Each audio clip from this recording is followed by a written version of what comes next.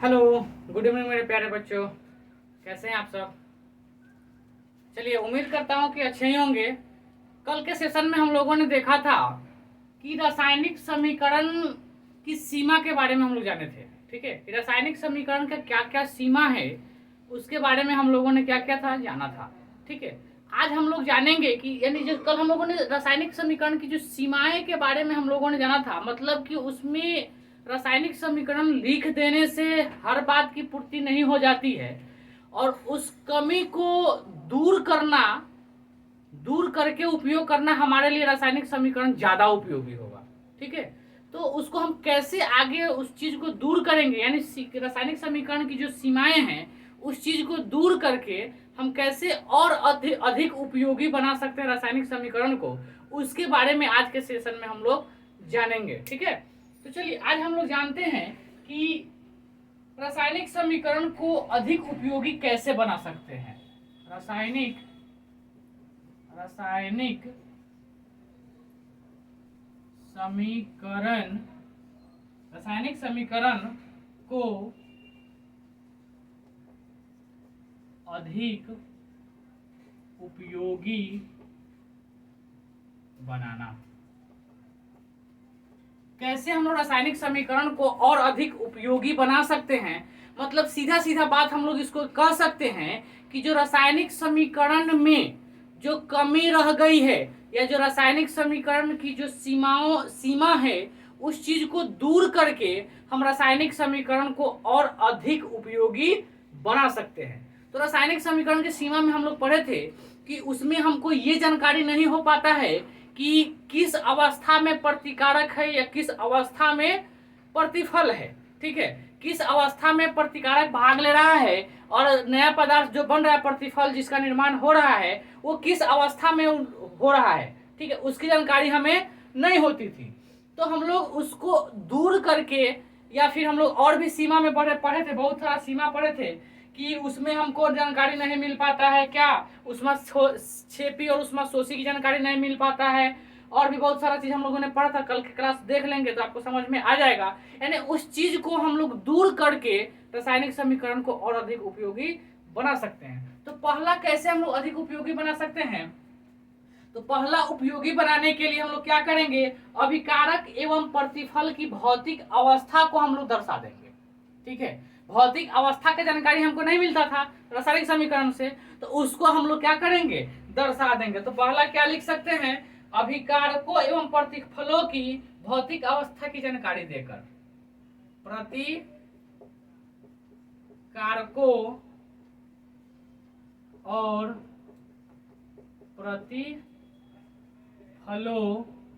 प्रतिकारकों और प्रतिफलों की भौतिक अवस्था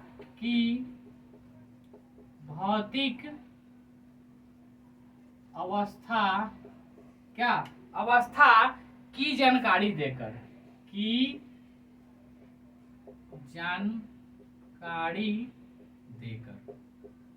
ठीक है, तो अब हम लोग जान लेते हैं कि प्रतिकारक और प्रतिफल की भौतिक अवस्था की जानकारी देकर हम लोग और अधिक उपयोगी बना सकते हैं। तो कैसे हम लोग बनाएंगे, भौतिक अवस्था को कैसे हम लोग दर्शा सकते हैं। तो रासायनिक समीकरण में जो पदार्थ भाग ले रहा है, जिस अवस्था में भाग ले रहा है, उसको हम लोग शॉर्ट फॉर्म में उसको निरूपित कर देंगे, तो वो और ज्यादा अधिक उपयोगी हो जाएगा। जैसे आप लोग कह सकते हैं, देखिए इसका जैसे हम लोग पढ़े तीन चीज ना, ठोस, द्रव तथा गैस तीन अवस्था हो सकता है ना, पदार्थ का तीन अवस्था हो सकता है। कोई भी रासायनिक अभिक्रिया में जब भाग लेगा पदार्थ, तो या तो ठोस के रूप में लेगा, नहीं तो द्रव के रूप में लेगा, नहीं तो गैस के रूप में लेगा। ठीक है, तो जो पदार्थ ठोस होगा उसको हम लोग स्मॉल एस से निरूपित करेंगे। ठीक है, स्मॉल एस से निरूपित करेंगे। जो लिक्विड होगा, द्रव होगा, उसको हम लोग ए क्यू से निरूपित करते हैं। किस से निरूपित करते हैं, ए क्यू से निरूपित करते हैं। और तीसरा गैस है,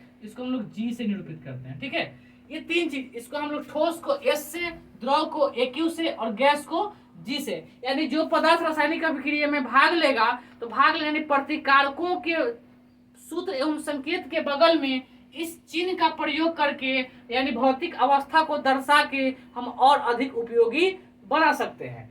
जैसे एग्जाम्पल में क्या दे देते हैं, calcium carbonate CaCO3 3। Calcium carbonate जो है ये आपका होता है सॉलिड रूप में, ये आपका क्या होता है, सॉलिड रूप में होता है। ये जब टूटता है, ये जब क्या होगा, टूटेगा तो कैल्शियम ऑक्साइड बनाएगा। कैसा बनाएगा calcium oxide, calcium oxide solid बनाएगा और प्लस CO2 बनाएगा, कार्बन डाइऑक्साइड बनाएगा। तो ये किस रूप में बनाएगा, ये गैस रूप में बनाएगा, ठीक है, गैस रूप में बनाएगा। तो इस तरीके से लिख करके हम लोग पहला क्या करेंगे, इस समीकरण को और अधिक उपयोगी बना सकते हैं, ठीक है, समझ में आ गया।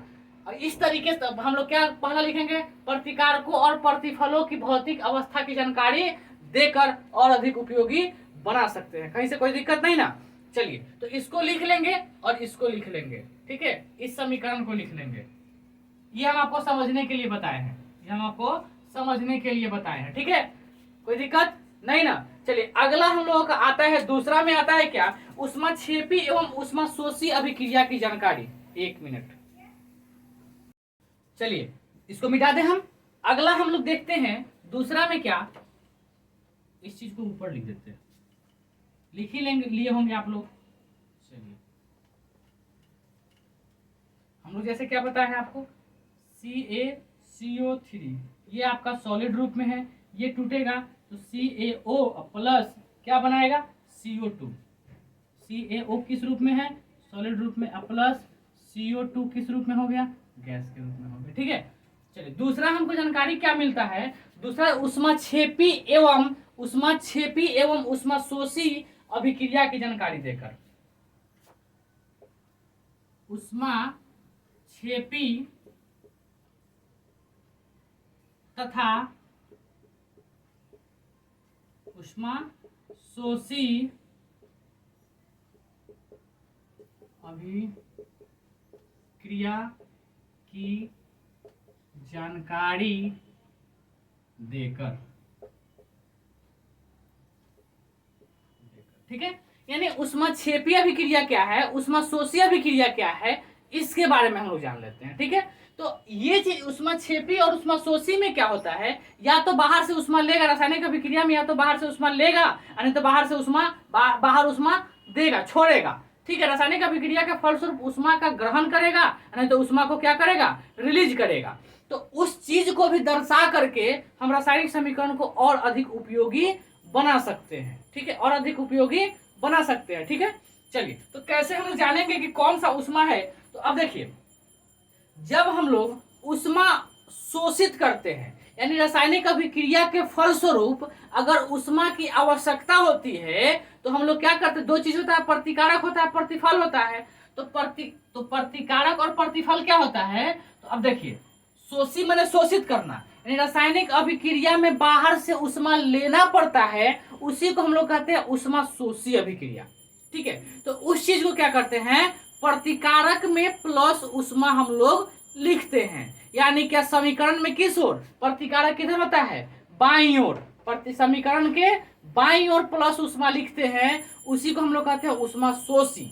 और दाहिना यानी ऊष्मा हम छोड़ेंगे, रासायनिक अभिक्रिया के फलस्वरूप अगर ऊष्मा उत्सर्जित होगा तो उसको हम लोग प्रतिफल की ओर प्लस ऊष्मा लिखेंगे, ठीक है। शोषित करेगा मतलब लेगा, याद करने का तरीका है, ऊष्मा शोषी, शोषी माने शोषित करना माने लेना, ठीक है, यानी ऊष्मा हमको जरूरी पड़ेगा, यानी रासायनिक अभिक्रिया होगा तो उसमें ऊष्मा का जरूरत होगा, यानी बाहर से ऊष्मा लेगा, यानी प्रतिकारक में प्लस ऊष्मा लिख देंगे, वहां अभिक्रिया कैसा अभिक्रिया हो जाएगा, ऊष्मा शोषी अभिक्रिया हो जाएगा, ठीक है, ऊष्मा शोषी अभिक्रिया हो जाएगा। अगर रासायनिक अभिक्रिया के फलस्वरूप ऊष्मा अधिक बन जा रहा है, यानी ऊष्मा बाहर निकल रहा है, उस चीज को कहेंगे ऊष्माक्षेपी अभिक्रिया, उसी को क्या कहेंगे, ऊष्माक्षेपी। तो अब देखिए, ऊष्माक्षेपी तथा ऊष्माशोषी अभिक्रिया की जानकारी देकर, तो कैसे ऊष्माशोषी क्या हो गया, शोषित करेगा, ऊष्माशोषी क्या हो गया, शोषित करेगा। तो किधर, यहाँ स्टार पॉइंट डाल के लिख लेंगे, स्टार पॉइंट डाल के क्या लिखेंगे, ऊष्माशोषी में क्या होगा, ऊष्माशोषी में होता क्या है, किस साइड में ऊष्माशोषी होगा, तो बायां साइड में, समीकरण के किस साइड में, बाईं ओर, समीकरण के बाईं ओर प्लस ऊष्मा लिखा होता है, ठीक है, समीकरण के बाईं ओर प्लस उष्मा लिखा हुआ होगा, उसी को हम लोग कहते हैं उष्मा शोषी। और दूसरा स्टेप में डालेंगे उष्मा क्षेपी, उष्मा क्षेपी। अब देखिए तो समीकरण किस ओर,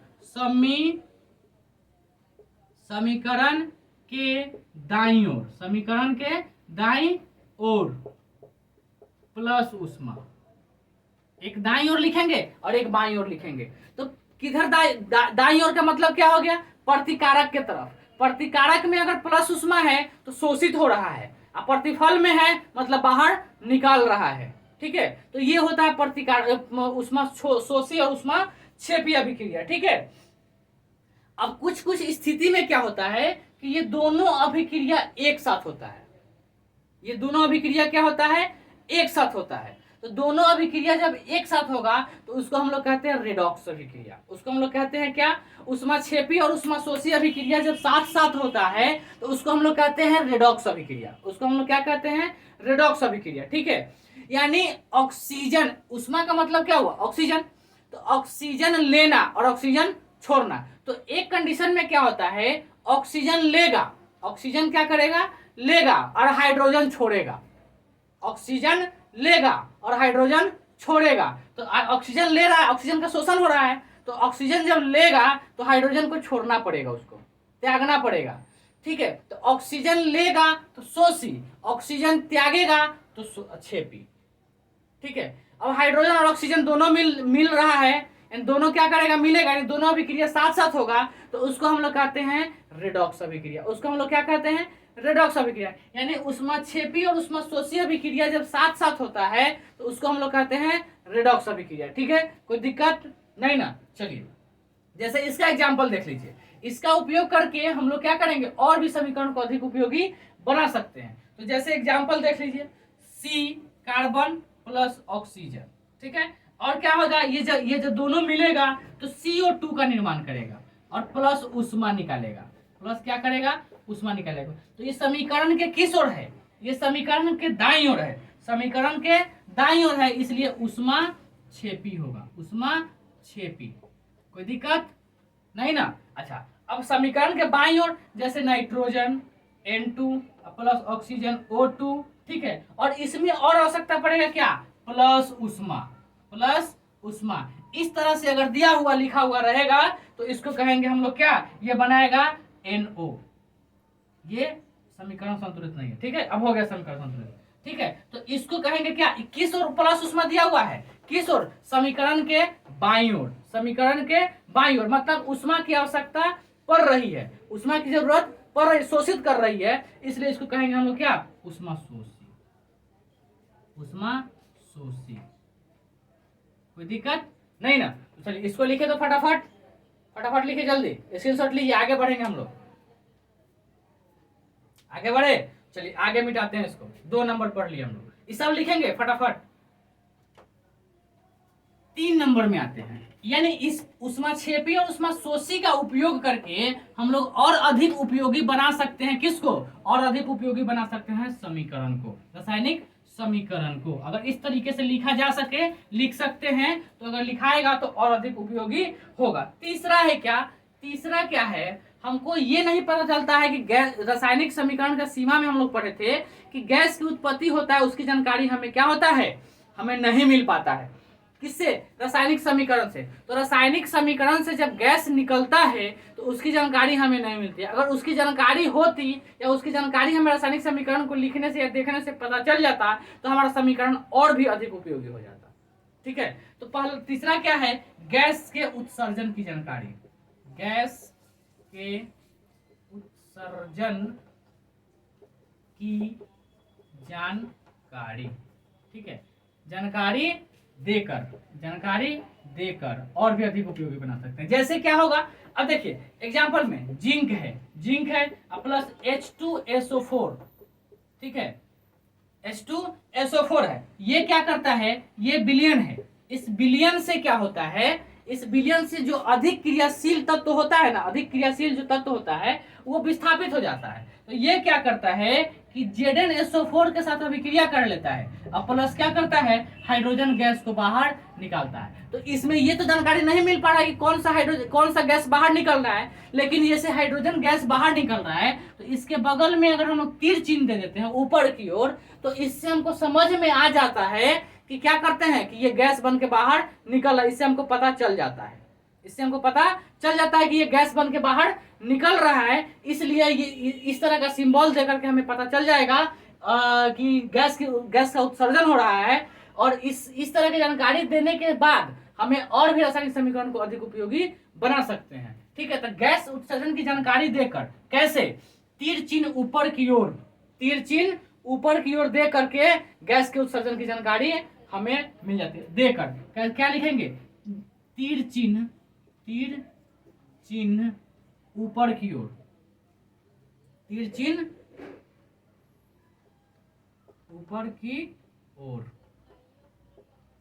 ठीक है, ऊपर की ओर दे करके क्या करेंगे हम लोग गैस उत्सर्जन की जानकारी दे सकते हैं। ठीक है, तो और ज्यादा अधिक उपयोगी हो जाएगा। चलिए चौथा हम लोग क्या पढ़ना था कि चौथा में क्या था, अवक्षेप का बनना। अब रासायनिक समीकरण यानी रासायनिक अभिक्रिया के फलस्वरूप ठोस यानी विलयन से जो ठोस पदार्थ प्राप्त होते हैं रासायनिक अभिक्रिया के फलस्वरूप, तो उसकी जानकारी हमको रासायनिक समीकरण देखने से नहीं पता चल पाता है। ठीक है, तो अवक्षेप बनने की जानकारी के दे करके हम रासायनिक समीकरण को और अधिक उपयोगी बना सकते हैं। ठीक है, तो क्या लिखेंगे चौथा में लिखेंगे कि अवक्षेप बनने की जानकारी देकर, अवक्षेप बनने की जानकारी देकर, कैसे देकर, तो तीर चिन्ह ऊपर की ओर, क्या, तीर चिन्ह ऊपर की ओर देकर। ठीक है, अब अगर किसी तत्व के किसी परमाणु के बगल में अगर तीर चिन्ह ऊपर की ओर ऐसा, इसमें तो सॉरी ऊपर की ओर नहीं जी, नीचे की ओर, ऊपर की ओर तो गैस निकलता है, नीचे की ओर ऐसा दिया हुआ रहेगा तो हम समझ जाएंगे कि अवक्षेप का निर्माण हो रहा है। ठीक है, जैसे में देख लीजिए AgNO3 प्लस HCl प्लस क्या, हाइड्रोक्लोरिक अम्ल HCl, तो क्या करेगा, जो क्रियाशील मूलक होगा वो एक दूसरे को विस्थापित कर देगा विलयन से, तो ये क्या करेगा, AgCl का निर्माण करेगा, और साथ ही साथ क्या बनेगा, तो AgCl जो है ना ये सॉलिड बनेगा, ये ठोस का निर्माण करेगा, अवक्षेप का निर्माण करेगा। ठीक है, और साथ ही साथ क्या करेगा, HNO3 का निर्माण करेगा, तो ये इस तरह का चिन्ह दिया हुआ है, अंडरलाइन कर देगा, इस चीज का दिया हुआ है, इसका मतलब क्या हुआ कि ये अवक्षेप बनने की जानकारी हमें यहाँ से प्राप्त हो रही है। ठीक है, तो इस तरह की जानकारी देकर समीकरण को और अधिक उपयोगी हम लोग बना सकते हैं। ठीक है, चलिए पांचवा आया, समझ में आया, यानी किसी रासायनिक समीकरण के किसी भी तत्व के बगल में अगर तीर चिन्ह नीचे की ओर दिया हुआ है तो उससे स्पष्ट होता है, उससे स्पष्ट होता है कि वह पदार्थ अवक्षेप के रूप में प्राप्त यानी ठोस के रूप में प्राप्त हो गया है।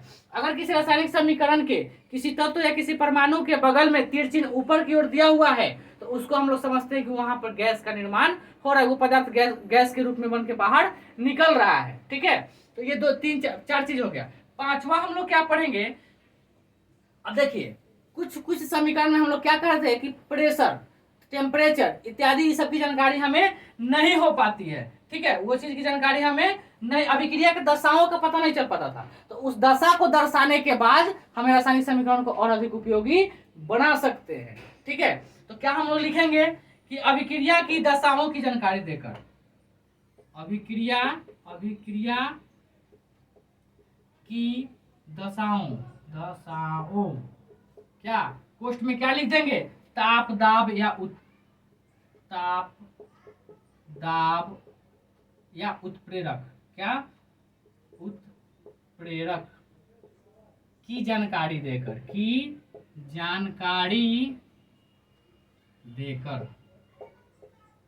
ठीक है, की जानकारी देकर। अब देखिए जैसे क्या होता है कि अब किसी रासायनिक समीकरण में हम लोग कितना टेम्परेचर दे रहे हैं, कितना प्रेशर दे रहे हैं, या कौन सा उत्प्रेरक इसमें काम कर रहा है, किसकी उपस्थिति मौजूदगी जरूरी है, उस चीज की जानकारी देने के बाद हम समीकरण को और भी ज्यादा उपयोगी बना सकते हैं। जैसे क्या होता है कि अब इधर क्या होता है, जैसे हम लोग पढ़ रहे थे ना कि सनलाइट में किसको, सूर्य का, यानी H2 नहीं दिख रहा है ना, H2 प्लस Cl2, ये सूर्य का प्रकाश है, यहाँ सूर्य का प्रकाश है, सूर्य प्रकाश, ठीक है। इस तरह से लिखा हुआ नहीं मिलेगा, लेकिन अगर इस तरह से लिख देंगे तो HCl का निर्माण करेगा, HCl का निर्माण करेगा। तो ये चीज अगर इस तरीके से अगर दिया हुआ रहेगा, दिख रहा है क्या, दिख रहा है ना, चलिए, सूर्य का प्रकाश इस तरह से दे करके हम लोग रासायनिक समीकरण को और अधिक उपयोगी बना सकते हैं, ठीक है। चलिए अगला हम लोग क्या हो सकता है, अगला छठा में क्या है, छठा में क्या है, उत्क्रमणीयता की जानकारी देकर, उत्क्रमणीयता की जानकारी देकर, जानकारी देकर।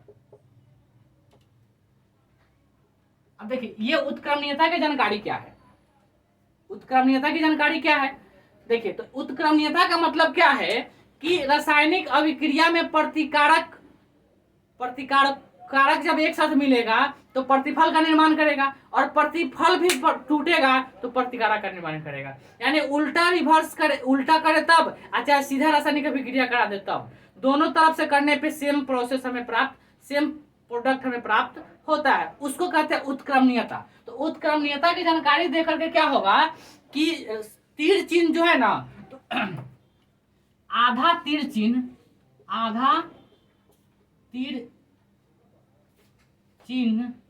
प्रतिकारक की ओर, प्रतिकारक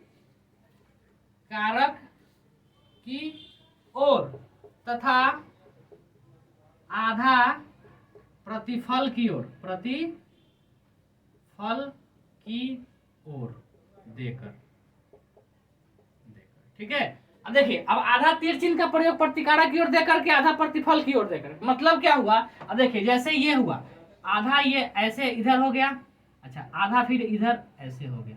यानी जो रासायनिक समीकरण में जो हम लोग तीर चिन्ह देते हैं प्रतिकारक और प्रतिफल को अलग अलग करने के लिए, तो वहां पर हम लोग उस तीर चिन्ह की जगह पर अगर ऐसा प्रयोग होगा, इस तरह का तीर चिन्ह दिया हुआ होगा, तो हम समझ जाएंगे कि यहाँ उत्क्रमणीयता रासायनिक अभिक्रिया हो रहा है। इस तरह का देने के बावजूद दे देंगे तो हमें रासायनिक समीकरण और अधिक उपयोगी हो जाएगा, ठीक है। तो चलिए आज का सेशन हम लोग इतना ही रखेंगे, ठीक है। कल के सेशन में हम लोग क्या करेंगे कि जितना रासायनिक समीकरण है, कितने प्रकार के हैं, उन सभी रासायनिक समीकरणों के बारे में हम लोग कल के सेशन में जानेंगे, ठीक है। चलिए तब तक के लिए गुड बाय।